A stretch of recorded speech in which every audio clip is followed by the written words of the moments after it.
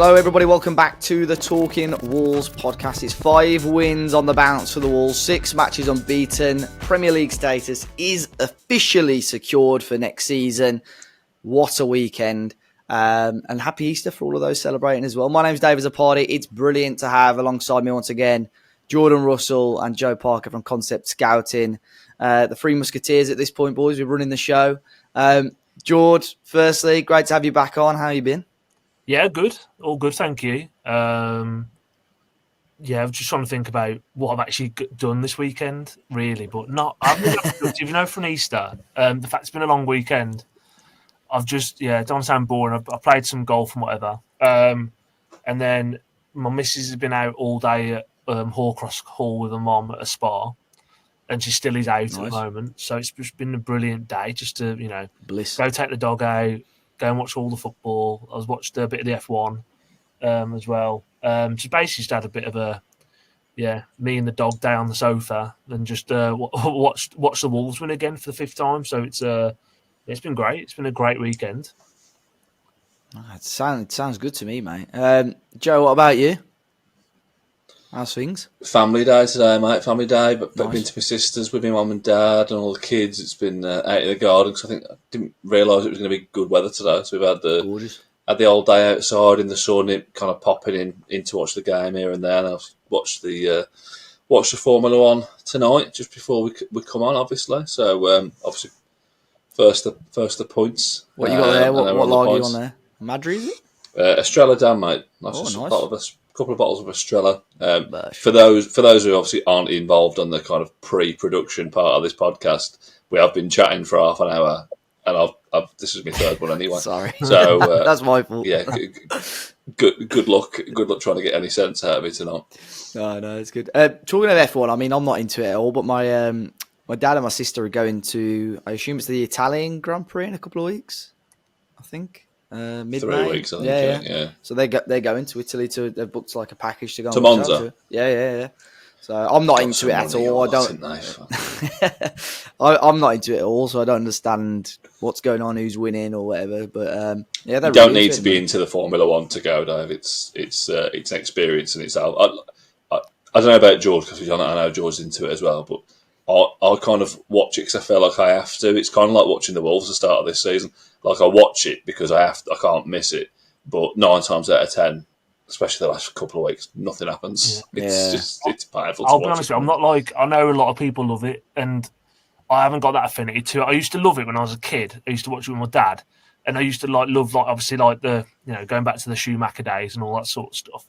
And I used to just be in grip with it because you have like Coulthard and who else, like Villeneuve. That's when I watched it, and then I hadn't watched it for years, and then because of Drive to Survive, I think that's almost like the gateway in, and Emma, my wife, loves it. Yeah. Like she loves that show, and then so I sort of do loosely follow it and track it now. But to be honest with you, I watch that much fucking sport. Like I just can't follow another one and give it my time and effort. To be honest with you, that's where I am with it. I've got a bit of an addictive personality, and I know, like I can't just watch something and just it be on in the background. I have to be fully invested in the whole season at that point, and it kills me. And that's the same thing with fucking.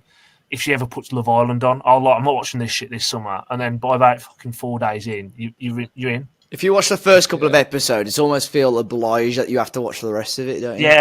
It really annoys me because I get sucked in every summer. I'm not doing it this year. I hate it. It's brain rot. You are. Yeah, you are. Brain rot, and then that was me with Traitors. Like my missus was like, "Oh, you got to watch the Traitors." I said, "I'd never watched it. Not really been interested." She goes, "Just watch the first episode of the new series," and I was there like, "Yeah, got to watch this now."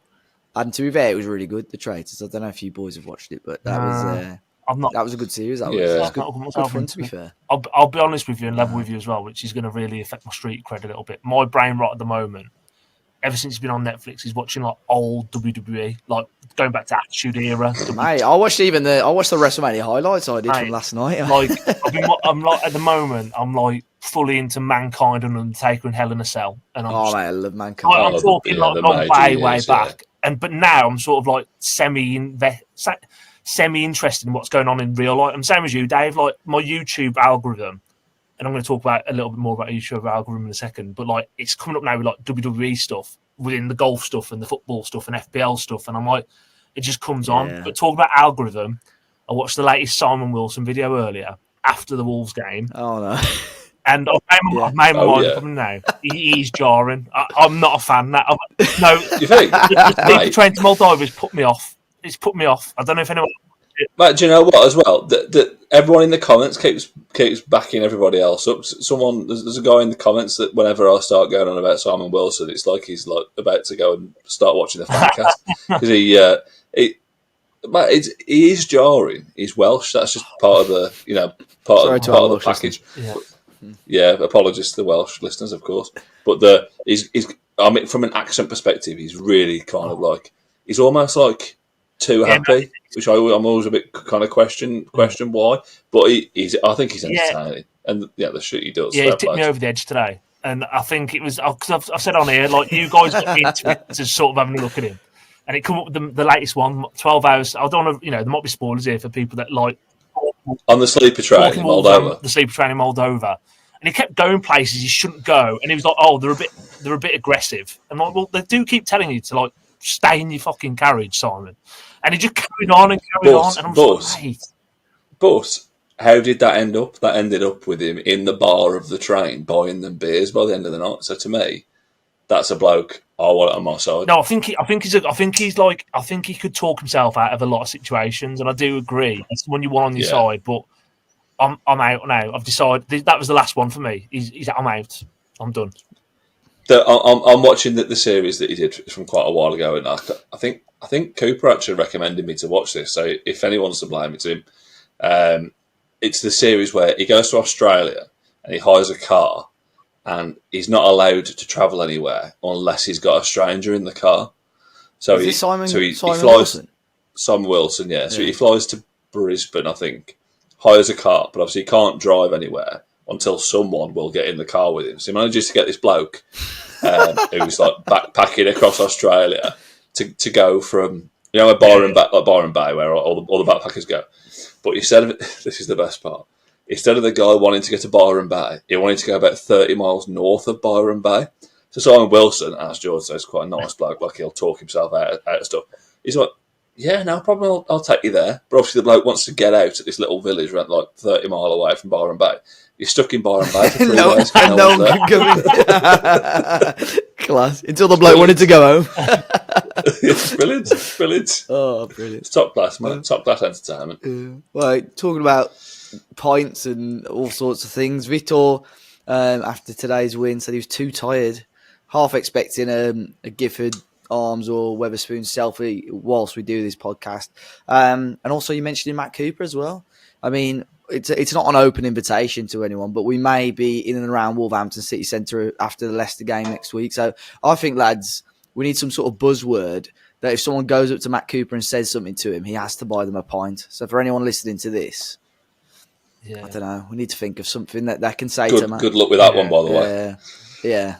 Well, I reckon Matt. To be fair, after 3 or 4 pints, I reckon Matt is a generous guy.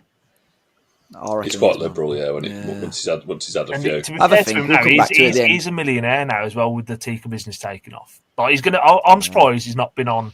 After he said he's leaving Talking Wolves, I thought he was going to get him on Stephen Bartlett or the High Performance Pod or something. I think, I don't know why he hasn't showed up yet. Yeah, but still time. Imagine that. Maybe one day. Get him on there. But yeah, I mean, let's jump onto the football though, lads. It's another win for Wolves. It's 5 wins on the bounce. And I didn't realise, I was talking about it on my post-match review. I was like, maybe next week's when we mathematically secure it. But obviously, with that far ahead of I was looking at the teams in 17th. I mean, we're miles away from that now, obviously. But yeah, Leicester are officially down. Ipswich will probably go down by this time next week as well. But Wolves are mathematically safe. A phenomenal turnaround. And 6 matches unbeaten now and 5 wins. Again, on my preview, I said that I'd been to Old Trafford 3 times and never lost. Weirdly, I completely forgot that I went last year when we lost under Gary O'Neill, his first game. And I also went the year before when we lost under Lopetegui. So I don't know. They just erased from my mind. But I'm back to winning Ever the ways. optimist. Yeah, back to winning ways anyway. Jord, the lineup for me, bar Dan Bentley, obviously, was what I expected following Vitor's pre-match press conference. He said about Bellegarde and Doc being doubts, and they both just missed out on the starting 11. And Sarr obviously picking up an injury, which meant Dan Bentley came in after the warm-up, who, fair play to him, kept a clean sheet. Didn't have a hell of a lot to do. But in terms of lineup, I know we said last week we wanted to try and keep it as consistent as we can after winning games, but they're probably the most straightforward changes.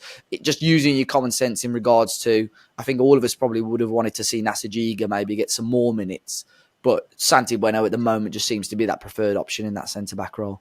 Yeah, and I think Cunha coming in was an obvious one, really. I think when Bellegarde was out. I know Sarabia did well off the bench the other week, but I just felt like that was probably always going to happen. And Bueno, to be honest with you, he's had pelters for a long time now from a lot of the fan base in certain scenarios and situations.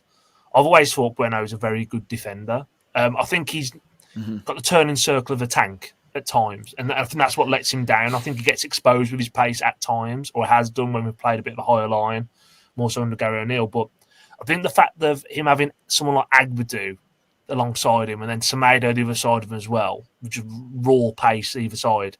I think today was one of his better games. I think every time Garnacho got the ball, I mean, first half I thought Garnacho was probably the brightest player on the pitch, but second half I think Bueno got really tight with him, got up his arse, kept nicking the ball off him, and I think Bueno had a very, very good game and probably gone a little bit under the radar with actually how effective he was.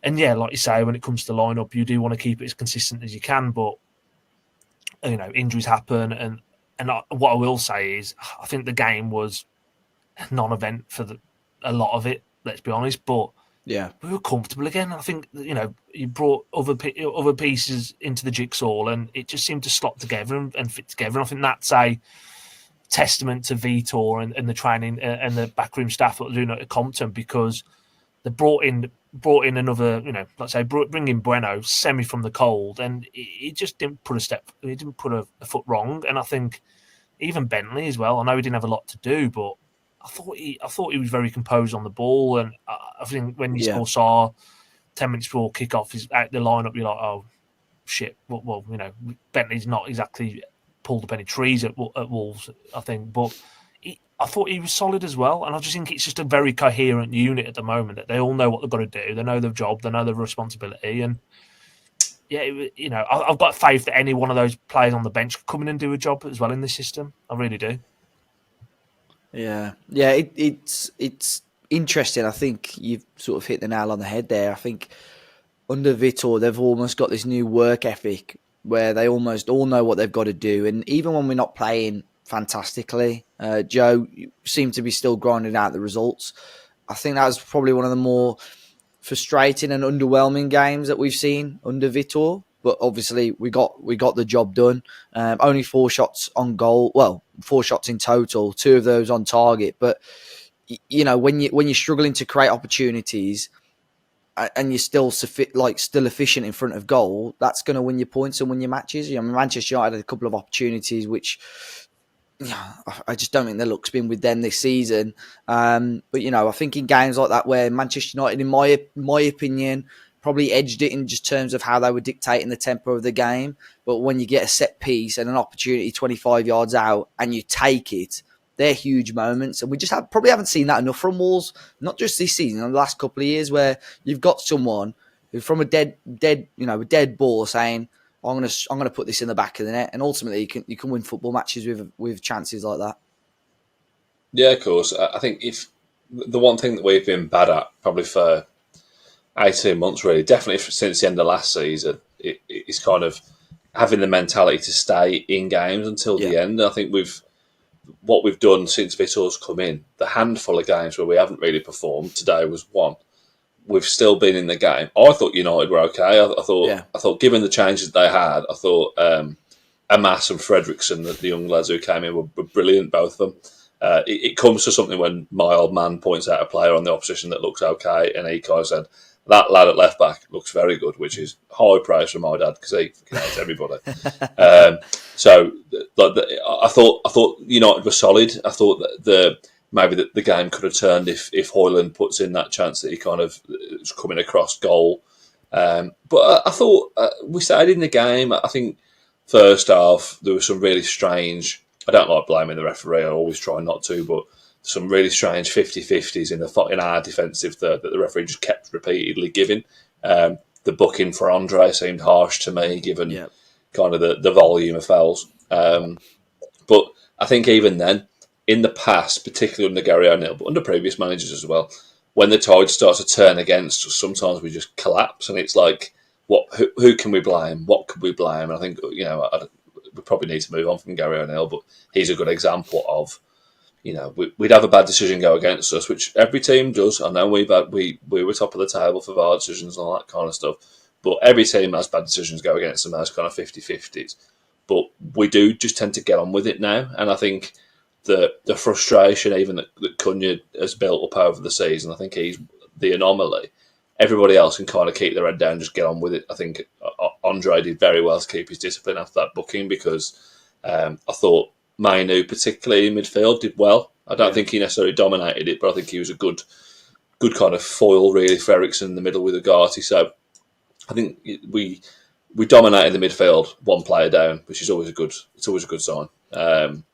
So yeah, I think the mentality Vitor made reference to it after the game, that they all want to play for each other. They don't want to let the man next to them down. It's those relationships over the pitch. We talked about this last week, didn't we? Semedo, with Bueno coming in, you could have maybe thought Semedo and Doherty have built this relationship up. Can Semedo and Bueno do the same? You wouldn't even have known. You'd have thought Bueno had been playing every week. Same with Totti and Aït-Nouri, the midfield partnership. Got concerns with Cunha still, obviously, given we really miss Bellegarde today. I think everyone on social media has pointed it out, but that relationship between Menezes, Strand Larsen and Bellegarde's really started to develop, and I think Cunha brings obviously class on the ball. He can kind of carry the ball. He can do a lot of things that nobody else in our team can, but you do get the feeling we're a little bit worse off as a team going forward. With that one individual who kind of wants to do a lot. Fair play to him. He's got us where we are this season, in fairness to him. But the mentality felt really good to me today. We stuck in there, suffered a bit. One thing I do want to say, I'll praise Agbadou every week, and he's been brilliant every week. He was brilliant defensively again today. You've got to be more careful with the ball. Yeah. Because if we're playing against a team who are half decent in the final third, we're 1 or 2 down in the first half with how often we were giving the ball away. So he's got to kind of get his head down with, because that does seem to happen every week. I don't know what you two think, but there's always a ricket from Agbadou with the ball. I thought more so when he first come in.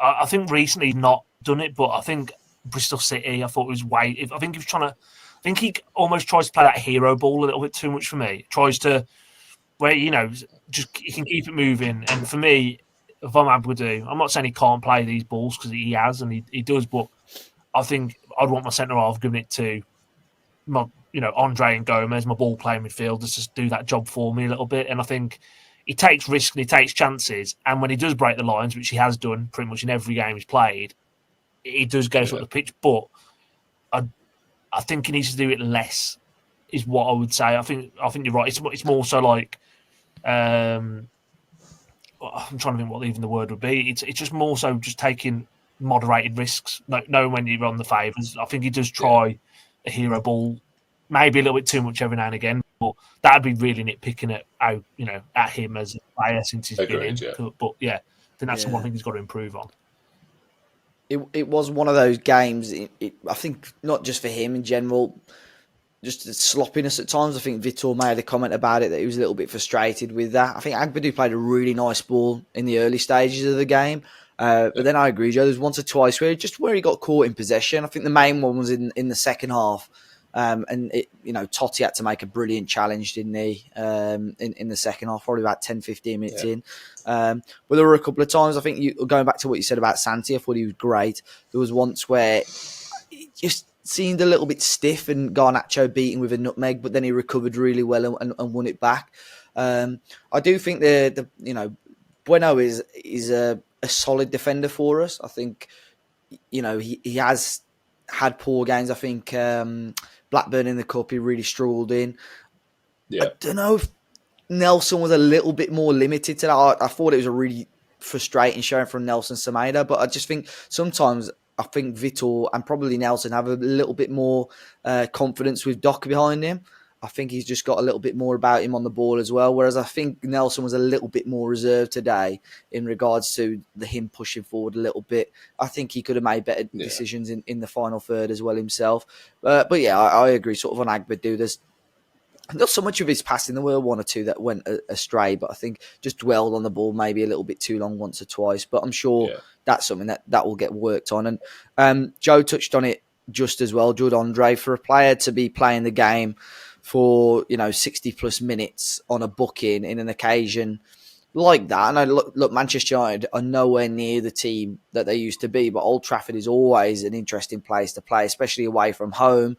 But for somebody to still put in a performance of that level, and it's getting a little bit boring talking about how good Andre is every week, which is a good thing, I suppose, because there's just brilliant. And you got, I mentioned it on my video, you're at Old Trafford. For a short while, you're holding on to a lead. You got Rob Jones as referee, which is always a tricky one. To play at that level whilst on a booking and still not really drop. You see some players like shy out challenges and everything. He just dictated the majority of that game whilst Wolves were in possession. Just phenomenal, just absolutely phenomenal. Yeah, and I've said it as well a couple of weeks ago. Just it's getting a little bit boring talking about how good the pair of them are. I've been going into that as well, but Zhao was brilliant as well today. Andre's just in a game. Like, I know there's stats there to back it up, like Joe suggested previously. He is, for me, outside of Rodri, I think he's the best number 6 in this Premier League. Genuinely, like I know Rodri's injured at the moment, but there's not many players in world football in that position. You say, right, Andre, you can swap Andre for this person. Would you take him? I think I'd be really hard pressed to swap him for a lot of players, especially when you're looking talking about Premier League here. I think Rodri.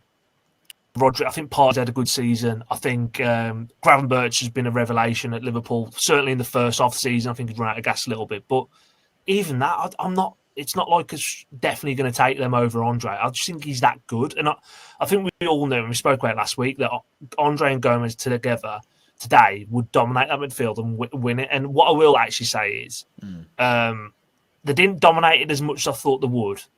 And I actually thought, not necessarily Ugarte, but I thought Eriksen today was good, very good. And again, like Eriksen's a world-class footballer, like when he was at Tottenham and pre, we got the health scare and all that.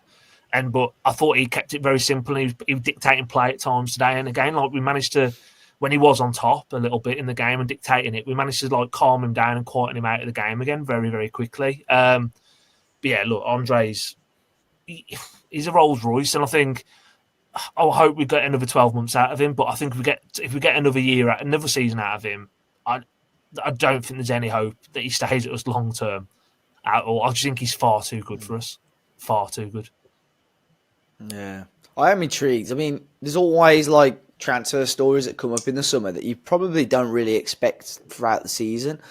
But it does not concern me as such because I think Wolves are in a decent position right now. But I do look at the likes of João Gomes, who will never sign a new deal. But that obviously will allow Wolves to demand even more money. But even with Andre, I do think that, he's one of those coming in to help sort of cushion one of the other leaving. I think that was the thought when Andre first joined, was that maybe João was going to be the one that moved on, but now he's signed a new deal. Is it going to be the other way around? And not that I would want that to happen, because I think this is one of the bigger reasons why it's so important for Wolves to carry on winning these games as well, because you've got a lot of momentum. Morale goes higher into the summer, and you probably have got more chance of keeping players because you've got a feel-good factor around the place. It does, in a way, I think there could be interest, and I don't think Wolves fans will be shocked or surprised to see the likes of Liverpool or Manchester City even, that stature of teams start to be linked with these players because they are, like we've said, that good. And I don't think non-Wolves fans understand it, because I think I see it on social media and fans are like, mate, you're 17th in the league, you're 16th in the league. What are you talking about? But these two players, have been a main reason since the turn of the year, really. When they've actually been playing together, because Gary O'Neill, as we know, has sort of he seemed to prioritise Mario Lemina obviously a fair bit, rightly or wrongly, as he's the captain at the time. But now Vitor's settled on this midfield too. They're brilliant, and there would have probably been people 2 months ago still crying for Tommy Doyle to start, and no disrespect to Tommy Doyle, but just in terms of quality, I think Vitor has made quite a harsh statement, but probably a fair statement in regards to, look, unfortunately, you ain't good enough to be touching these pair. You're not going to be in my plans. You're not going to be in my squad. So I think part of that, Dave, as well. That. 100%. I think part of it has been Joe Gomes plays much more as an 8 now than he did under O'Neill, and I think we'd always said, Joe Gomes came to Wolves from Flamengo as an 8. That was how he played. He was almost box to box, and he came into Wolves, and because of where we were in the league, and we've always been battling really since he came in. Yeah. Then he never really had the freedom to go and play as an 8. He's always played as a 6. There was elements, the Spurs away game comes to mind where he did get forward, and he has kind of done that in spells in games, but. Ever since the first minute that Vitor Pereira came in, he's played Andre as a 6 and he's played Joe Gomes as an 8. And the way that they complement Bellegarde and Menezes in particular, it just all seems to make sense now. And that's not even a dig at Gary O'Neill, because I think none of us could have foreseen, 6 months ago that our 4 of our front 5 would be that 4. I think obviously Menezes coming in, Bellegarde. He's one, and I've said this a few times, Bellegarde is one of a few players at Wolves. The goal scorer today is a good example. Strand Larsen is another. Santi Bueno is another, where they might have the odd 6 out of 10 game and fans are straight on them saying they're shit. So this is proof that moving forward, we've said this to death before, that patience with the players, getting them to understand the style of play and understand the system, all of these players, if you take them out of this team and put them into, Ipswich's team or West Ham's team or Tottenham's team and underperforming teams, you lose a lot of it, because the sum of the parts are greater than the individuals, and that to me is massive for Vitor and his coaching team, because what he's done there, and it comes back to those relationships on the pitch. Strand Larsen's a different player now.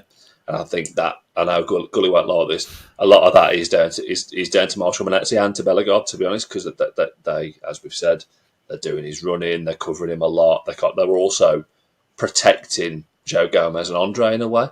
So coming back to Andre, it's almost quite easy for Andre to do his job, because he has quite a simple job. And watching him, the overcomplication of modern football is one of the things that frustrates me. The fact that we've got a number 6 in the team who's there to do a job as a number 6. There are times where he gets forward and times where he picks a pass. He's really good with the ball. He's got some really good progressive stats in terms of getting the ball forward, because that's what he's good at. Playing players to their strength and kind of playing to improve them and kind of make them better at what they are already good at.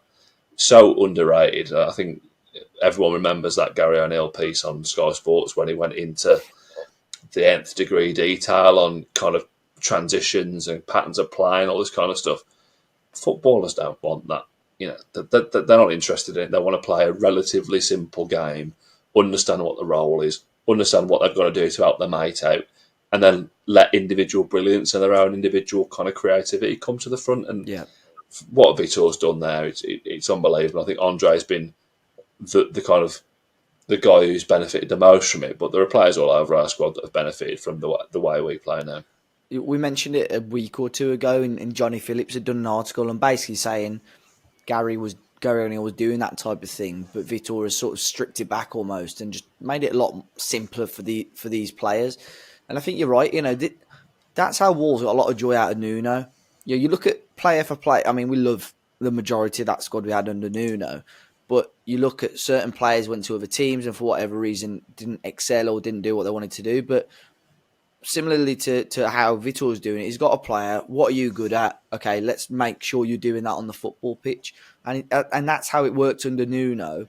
He got the best out of the players. Like if Connor Cody when Nuno joined, was a holding midfielder. He played at right back. He played at left back for Wolves the season before. What was he good at? Spraying the ball around, leadership. Right, you're going to be the heart of my back three, and it worked perfectly. And ultimately, that's where Cody's gone from, and continued with his career. And there's so many other examples of that. So the fact Vitor's doing that is brilliant. And Jord, I suppose that's how Wolves have been winning games. Like again, we talk about Marshall Manetti, and I'm not going to ask you to wax lyrical about him or do this and that. There were people around me that were a little bit frustrated with his performance, but we can't deny that, Vitor's looked at his profile. What can you do? What can you do to help this football team win matches? And he's dragged players around, used his work rate from minute 1 to minute 90, allowed Strand Larsen more space to put the ball in the back of net. I think today was the first time it was like a really interesting task for him in a front three, because since that Everton game, I just think if you look at it like on a scenario by scenario basis, I think Manchester United away was probably one of the trickier games, just in terms of, yes, we played Spurs, but that was at Molineux. So I just think that home crowd and that buzz helps you. The other away games are probably games that I would be expecting us to be the stronger team anyway.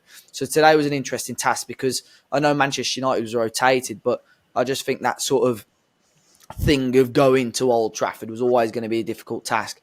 Plus, you add Cunha into the mix, which hasn't really played as a front three with Manetti and Strand Larsen in recent weeks anyway. I thought he did his job well again.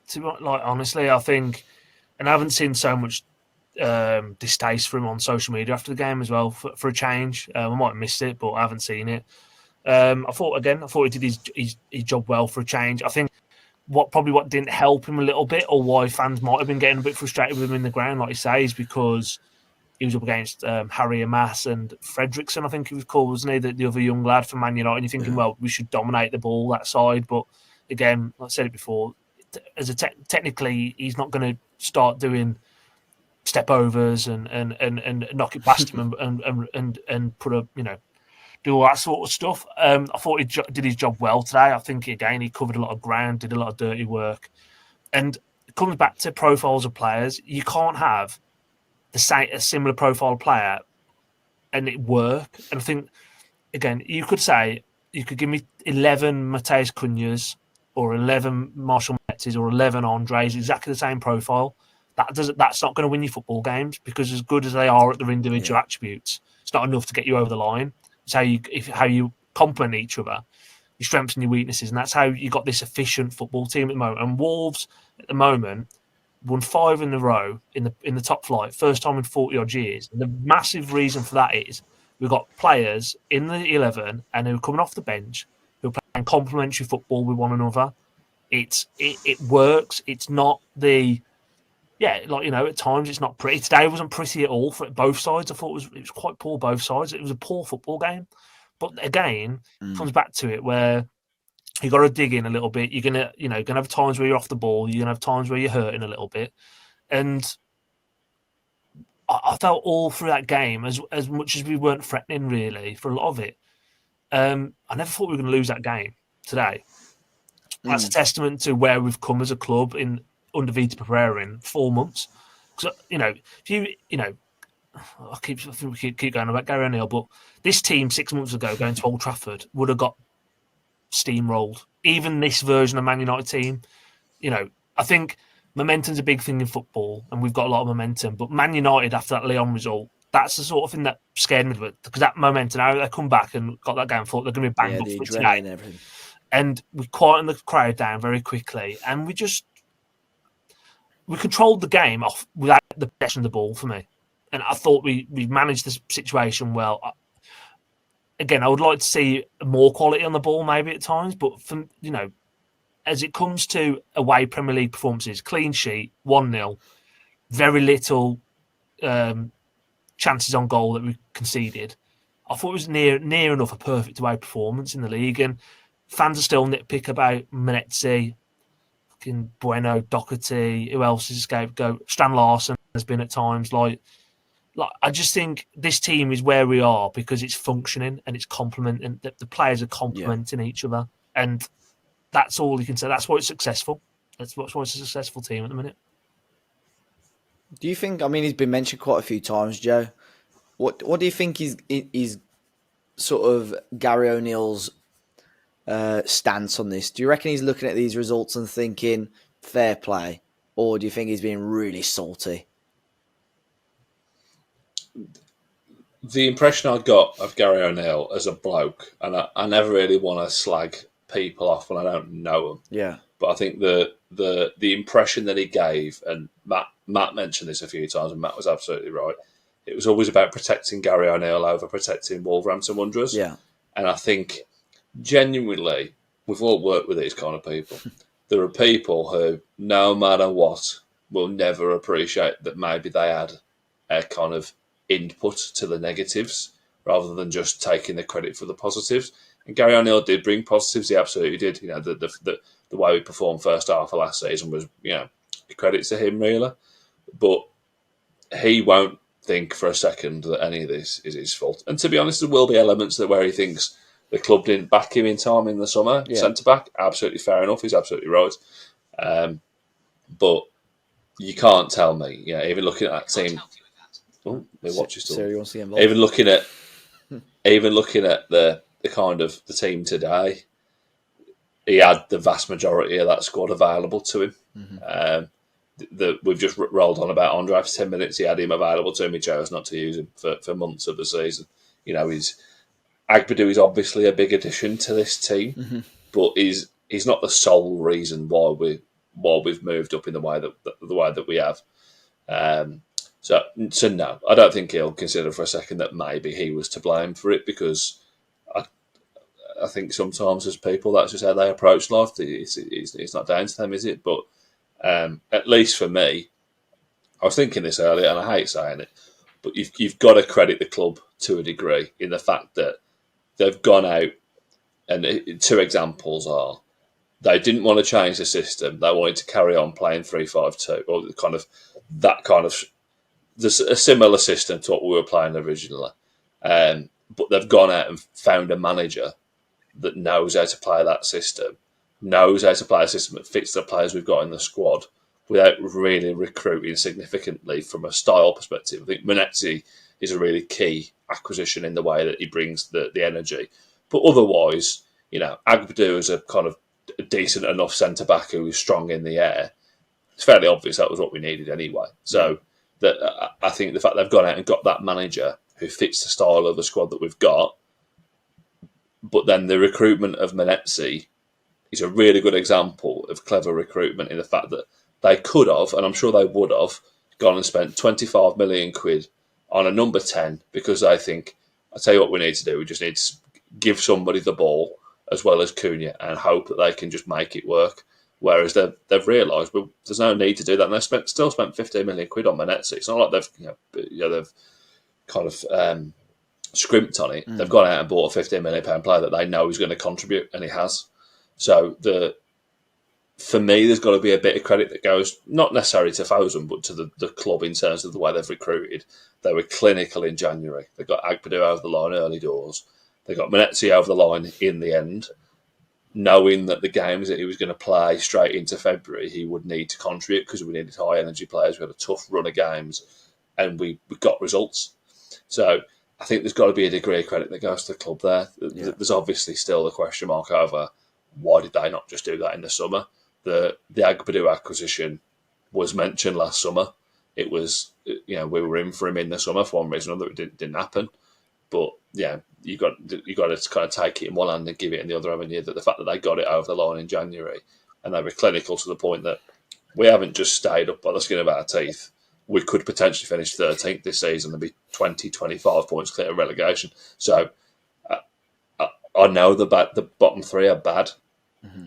But that being said, Gary O'Neill and Fosun had us in a position in December where we were just as bad as they were. Mm-hmm. So there's got to be a degree of credit that goes all the way through the club. That the issue will be, we'll get onto this in the questions, I'm sure, you can't make the same mistake again. You can't lose players, which we will, not replace them, and then hope that in January we're still in touching distance that we could go and spend a bit of money and scrape it together. So I'm really glad to see the back of Gary O'Neill, and I wish it would have happened sooner. And I hope he gets another job and he can prove us wrong. But thank fucking God it's not with us. Yes, I suppose better late than never in regards to like the recruitment and obviously moving the manager on. And it's a great point in regards to finding a manager that fits a certain style, because I think you see the likes of Semedo and Ain't Nor. I think for one reason or another, obviously in a back four it wasn't working, or what Gary O'Neill was trying wasn't working. So yeah, I think we have to credit them. I'm sure Jorge Mendes had some sort of input on that as well, but that's a different conversation. But I'm sure loads of people have said it, and I'm sure we probably said it 12 months ago. But this summer is massive for this football club. I think this is really the first time and the first massive cog in regards to the self-sustainable model. This summer's massive for that, because I think if Fabio Silva, for argument's sake, moves on, a massive chunk of money, Cunha will inevitably move on, massive chunk of money, without even trying, and Guedes will come on to in a second as well, you could generate easily 100 million plus worth of sales. Now it's up to Fosun to reinvest that one way or another. And I'm not going to say they're going to reinvest every penny of that 100 million, because the whole point of self-sustainability is obviously 10, 20 million of that's going to have to go to certain areas of the club as well. But I think that'll be huge. And before we quickly move on to more on that, let's finish on the actual goal, the winning goal itself as well for the Manchester United game. Pablo Sarabia coming off the bench again with Rodrigo Gomes. That sort of double substitution, Jord, has added a lot of energy. I think it worked against Ipswich, didn't it? Pablo is an interesting one. I've mentioned it many times already in regards to him being this player that Vitor likes to lean on. He helped us and pretty much won us the game against Ipswich. He came on against Spurs last weekend as well, but he's come on today, got the winning goal in some style. I think I saw first free kick goal since Neves when we beat Villa. Although obviously that wasn't the cleanest of strikes. So if you go back a little bit further and it was Neves against Arsenal at Molineux, we haven't had a player that can strike a free kick as cleanly as that. And I mean, what a time to strike it.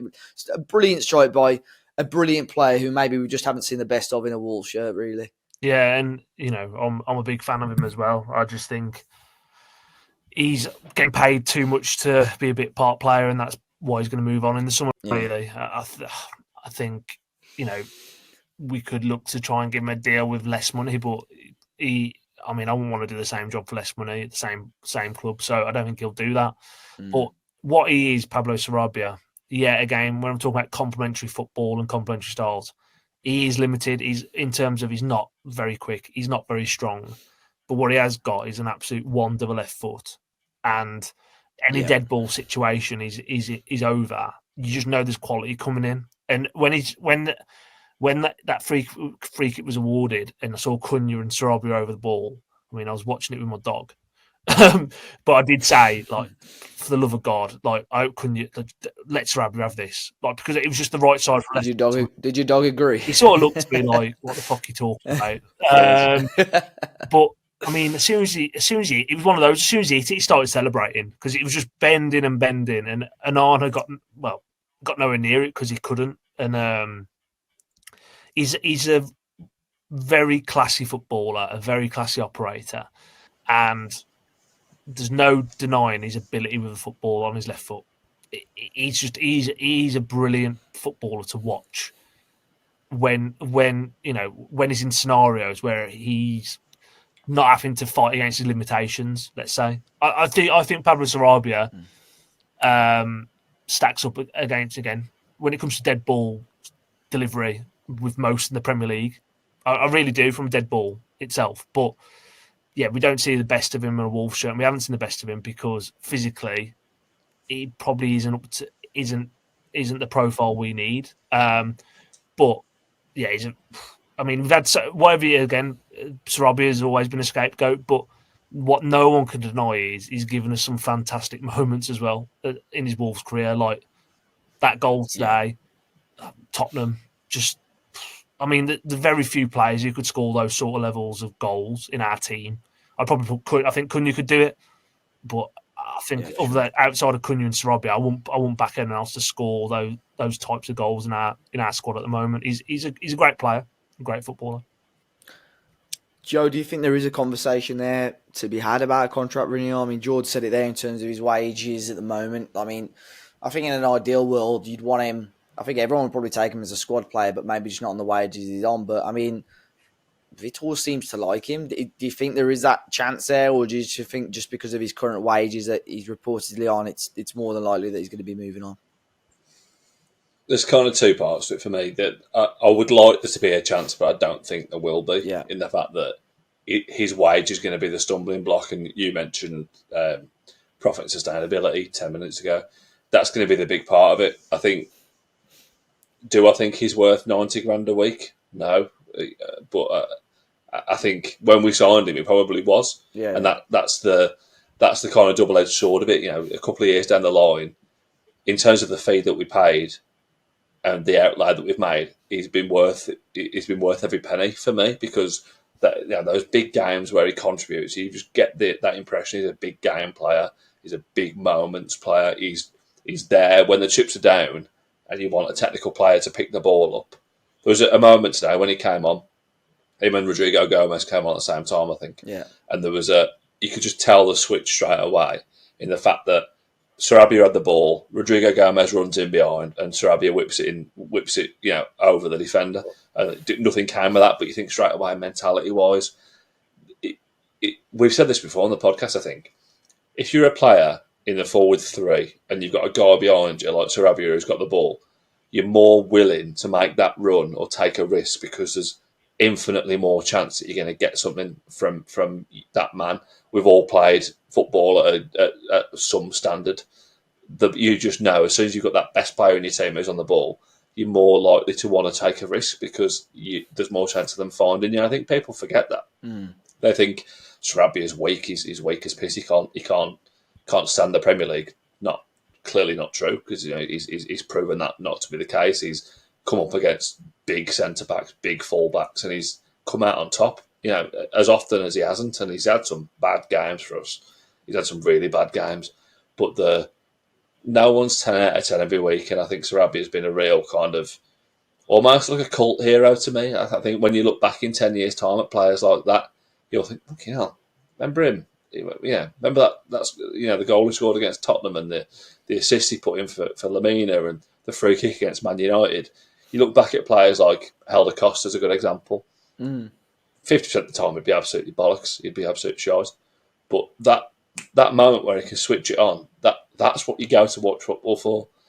And as much as I love the kind of the snotters like Andre and Joe Gomes, but you're proud to wear the Wolves shirt because of players like that. But then you go to football to watch goals, and players like Sarabia can create some out of nothing. And I think he will go in the summer. But it's I'd love to see him stay, but unless he's going to half his wages, it's just not happening, is it? Yeah, you talk about cool heroes. There was a James Henry chant going today in the Wolves end. I think I was thinking about Wayne Rooney, and it's the same chant as the James Henry. Yeah. So that got going for a short. Aldershot now, isn't he? James Henry. Is he there? Yeah, mate. Talk about bangers though. We had a couple in him as well. I mean, the League One season he had a few, and then there was remember Bolton in the Championship as well. Was it last minute? Bolton, like 40 yards. yeah. Have it. So we did have some comments from Vitor as well, lads, after the game. We knew Guedes and then Tommy Doyle last week. They're out of the squad for tactical reasons, but Vitor's talked a little bit more about Gonçalo Guedes today, and he said the player is not in the right mental space and doesn't have the right spirit to be involved in the team. He has spoken to the forward. Jord, what do you make of this? Because if you told me this 12 months ago about Guedes, I would have been like, yeah, I'm not surprised. But it seemed like he turned a corner and seemed like we were getting probably the player that we originally spent the money on. But this is frustrating, isn't it? Because I don't really... It was nice to see him in a Wolves shirt. I don't really think he's set the world alight. But ultimately, you think you've got a good squad player there and someone you can build on with a full pre-season again in the summer. But I think this is pretty much just completely flung the door open for a summer exit for him now. Yeah, I think one word I'd put it as is shithouse. Yeah. I think he don't like it when the going gets tough. He doesn't want to compete for a shirt, not up for a fight. And I think he got himself injured, fallen out of favour, and I think he's got an inflated ego of himself that thinks I should be playing week in, week out in this team, and he's a million miles off it, unfortunately. He hasn't really shown anything in a Wolves shirt. He's shown little bits. I'm probably being too disingenuous there. He has shown bits, but I think when he threw his toys out the pram after 6 months, wanted to move, I think he's just a shithouse. I think he's a flat track bully, and when it's all going well for him, fine. When he's got a bit of adversity, chucks the towel in. I mean, I know it was sort of last week. You mentioned it, Dave, at least, but that flying. He was in Luton Airport when the Tottenham game was going on, unconfirmed still, but from what we believe. So he's thrown the toys out his pram and got on a flight back to fucking Lisbon or Faro or wherever he's gone to. Just poor for me. And I think that's it now. Like, I think we'll do well to get 10 million quid from him. I think we've made a massive loss on him. Wrong player, wrong profile, and good riddance for me. If you don't want to be here, fuck off. Simple as. What do you think, Joe? I mean, that valuation of him, I think this is probably one of the sort of perfect examples of where it went wrong for Wolves in previous years in terms of recruitment. But I think he's one of those you just sort of, let's try and reset the cycle, take a hit on him, get rid of him, and sort of the last batch of in my opinion, bad signings as such. Take a hit on him, move on, and I just don't know what in terms of value what you get for him, but I think he's moving on, isn't he? Surely. Yeah, I think there would be a degree where his value's probably been boosted by his performances earlier on this season. Cause I think we said at the start of the season, Fabio and Guedes are probably, if we get anything for them, we'll be happy. Whereas, to be fair to Fabio, yet again he's gone out and kind of earned himself a move almost. Whereas I think with Guedes, it speaks volumes. The last time we saw him on the pitch was the last 20 minutes against Southampton, and you'll remember he had, I think, 2 chances to one to put one away himself and one to play someone in. So I might be putting 2 and 2 together here and getting 5, but I think that speaks volumes. If that was his last involvement, because he was shocking. Really, that game could have been out of sight if it weren't for his kind of wastefulness. I think with 35 million, was it in the end, to 25, 30 million maybe that we spent on Guedes. It's bad money, but by anyone's kind of calculations, it's a bad signing. Get him out. I think if we can get 5, 6, 7 million for him, I think we'll probably take it, if I'm honest. He doesn't feature for us next season anyway. He's not similar to the likes of, if you look at the players that have gone, Podence, Lamina. I don't include Dawson in this, I think, but Guedes, they are that kind of mentality that we've mentioned before. I don't think he suits the makeup of the squad. And I think when you're bringing in players like Menetzi and Agbadou, why would you kind of offset that by keeping players like that around the squad like Guedes? So for me, thanks, mate. And he has contributed at times, but he's got to move on, really, for him and for the club. I think Vitor clearly sees that players have all got to be working at the same level and all got to be pulling in the right direction and the same direction to grow as a football team and climb up the table. And ultimately, that's what he's done over the last couple of months or so. He doesn't want bad eggs or 1 or 2 bad eggs in this squad that are ultimately going to derail it. I think obviously there's certain players in this squad where I'll use Cunha as an example. Obviously, with the controversies that he's had, he's made up for that in terms of the quality that he's put on the pitch. Whereas there's certain players like Guedes, who obviously behind the scenes he's not putting the work right in. He's not particularly got involved on the pitch as much as probably we would have wanted to either. So I think Vitor is probably right. He's cut him off. Obviously, he identified Lamina quite soon after. I think Lamina probably would have moved on regardless anyway. Craig Dawson's an interesting one that obviously we don't have a hell of a lot of insight on. So I think he has identified these players quite soonish that obviously aren't going to be part of his plans, aren't going to work the way that he wants to work. And I think that has helped Wolves, as harsh as it is. I think if he said to any of us, if we played for him, I don't want you in your team, personally, it would feel pretty shit. But as a whole, as a club, it's obviously worked for him. And, I would be intrigued to see long-term how that does benefit Wolves as well. But I think it's an interesting one, Dave. I think with the Lamina one, it was a big risk because he was a key player in the dressing room and he he didn't have the credit in the bank to maybe go in and do that. That was a really bold move. Whereas doing it now, because he's proven himself to the squad and he's proven that he can get us up the table, the players will kind of think, as long as you don't do it to me, you can do whatever the fuck you want. Yeah. Which I think there's some real value to being able to do that because it's his squad now. He can shape it as he wants, not kind of based on having to keep players around just to keep everybody else sweet. So I think there's real value in that going forward. Yeah, I think with Guedes as well, we sort of knew from fairly early on. He just, I don't know if it's his attitude or just his persona, just seems very laid back. And just in terms of work rate, it's just never quite been there. I think Lopetegui did identify it quite early on, and that's why he got moved out on loan. And like I said earlier, I thought we turned a corner. I thought Gary O'Neill did quite well to convince him to stay at the football club, but just not seeing enough of him really, and just remains to be seen in terms of value what we're going to get. Let's try and finish off with a few quick fire questions, lads. A lot of it is what we've covered already, to be fair, i.e. Ethan. Is it sensible to try and offer Sarabia a reduced wage contract to be a squad player for us, or is it best for all parties if we just move on in the summer? I do feel a little bit of recency bias maybe swaying in at the moment. Jord, pretty much bang on what we said. And I can't see there being, as I do agree with Ethan, it'd be great. And I think the only way we would want to keep Sarabia is on a reduced wage. But, I mean, for the player, I think there's offers from Saudi Arabia, America, Spain. He's more than likely going to be moving on, I would assume, anyway.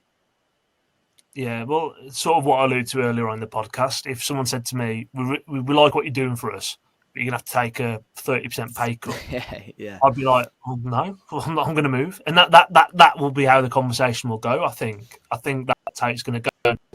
You know, Sarabia's probably got one big contract left in him.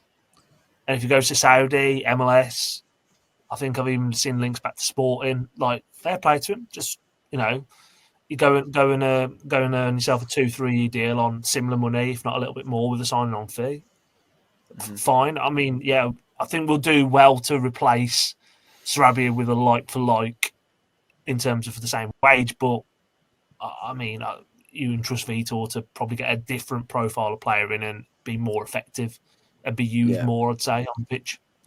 Yeah, I would say so as well. Amar's Music Show has said, do you think the successful end to our season will prompt Fosun to again foolishly believe we don't need to spend big in the summer? Or do you now think they've had enough warnings to understand this?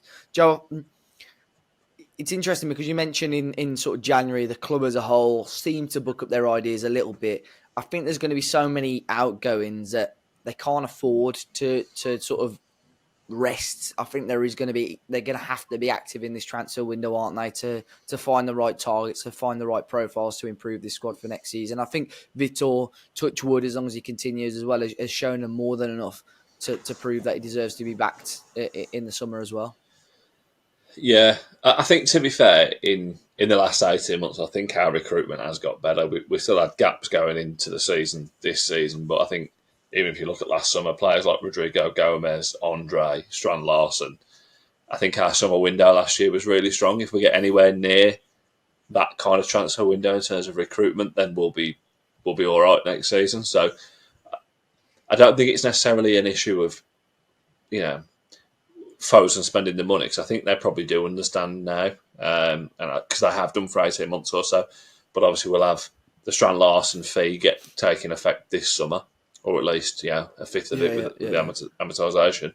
But there's still going to be money to spend with players going out. For me, the key will be not losing any more than two of those players. I think for me, I'll probably be saying Cunha and Aït-Nouri are going to be the high value players that we can maybe afford to lose, especially if Hugo Bueno's coming back in. So, you can't really recreate what Cunha's done for us, but as we've said, you can strengthen the squad to improve us out across the piece. So, for me, I'm not concerned about recruitment. The recruitment, I think they've proven in the last, probably since that Lopetegui window, actually. With the likes of Lamina, Sarabia, Dawson coming in, and then the summer after that, I think when Bellegarde came in, Bellegarde's proven to be a good signing now. It's taken a bit of time, but for me, it was worth the money. I think he's proven himself with that. And obviously, last summer, as I say, the three players that we've mentioned, but there are more. And I think the players that we signed last year will develop again into next season. So there's always a concern that Foden are maybe going to try and scrimp it, but I think they're clearly making a play to get back in with George Mendes. Part of that will mean they have to spend the money if they want to keep George Mendes on board. They can't say, "Well, I'll tell you what, George, we'll have you at arm's length as a consultant, but we're not going to spend any money." They'll have to spend some money. So I'm actually, and I'm, caveat to this, I'm always painfully optimistic. That's my approach to it. But it's a shame we've not got Matt on, so we can have the pessimist kind of talking. But I'm not concerned, no. But ask me again in September. Yeah, I'm intrigued just in general in regards to the type of profiles, the type of quality of player that they'd look at if and when Cunha moves on. What sort of profiles they'll look at like for like? Are they going to try something different? They obviously tried something different with Neto and going for Forbes, who unfortunately turned out to be an absolute disaster. Was he even in the squad today? I don't think he was in the squad. Oh, was he in the squad? It's just crazy that a part of me wants to see him between now and the end of the season. I have no faith that we're going to sign Carlos Forbes, but surely we're still quite far away from the appearance threshold because, I've barely got a kick for us all season, has he? So part of me does want to see that happen, but, I think when it comes to Forbes, Dave, I think Mateus Mane was on the bench today as well, wasn't he? I think you got more chance of seeing Mateus Mane by the end of the season than you will have Carlos Forbes. So I think, again, Vitor quite clearly doesn't fancy him. And I think he'll get to... Well, I think he's at a point now we're completely safe, where I think he's got his own interests at heart now on playing people that are going to be in and around the squad next year. And I do feel for him. But ultimately, if he's not been playing under Gary O'Neill, he's not been playing Vitor Pereira, the overall fee for him wasn't ridiculously high. He's obviously not good enough behind the scenes, is he? Which is a shame because when he signed, I actually was quite excited. I thought it was a really intriguing signing.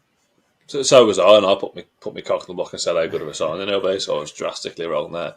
But I think part of it, I think the days of Wolves signing out wingers in the style of even Cavallero, those kind of players, and Forbes is that type of player.